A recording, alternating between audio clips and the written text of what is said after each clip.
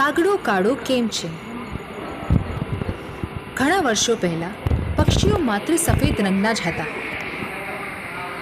એનાથી કોઈને ખબર પડતી નહીં કે કયું પક્ષી કયા પ્રકારનું છે.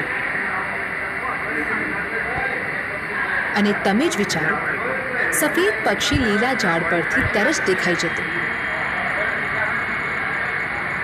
એટલે શિકારીઓ માટે બહુ જ હેલું હતું કોઈ પણ પ્રાણી અને પક્ષીઓનો શિકાર કરવો.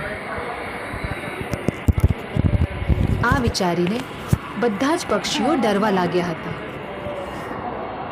ચકલી, પોપટ, ઘુવડ, મોર, ગરુડ બધા જ એ જગ્યાએ ભેગા થયા અને તેમને ભગવાનને આ સમસ્યા કહી. ભગવાનને બધી જ વાત સાંભળી અને એ બધાની પ્રોબ્લેમને સમજ્યા અને કહ્યું, પ્રિય પક્ષીઓ, હવે હું રંગો બનાવીશ.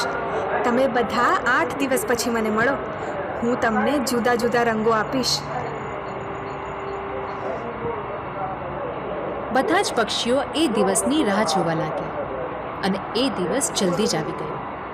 બધા જ પક્ષીઓને એકબીજાને બોલાવી લીધા. બધા ભગવાન પાસે પહોંચી ગયા.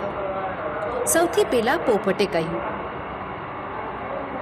ડિયર ગોડ, હું લીલા ઝાડ પર રહું છું, તો તમે મને લીલો રંગ આપો. આથી હું શિકારીને દેખાઈશ નહીં અને મને લાલ મરચું બહુ ગમે છે, તો તમે મારી ચાંચ લાલ બનાવો. ભગવાને કહ્યું, ઓકે. અને પોપટને એનો મનગમતો રંગ મળ્યો.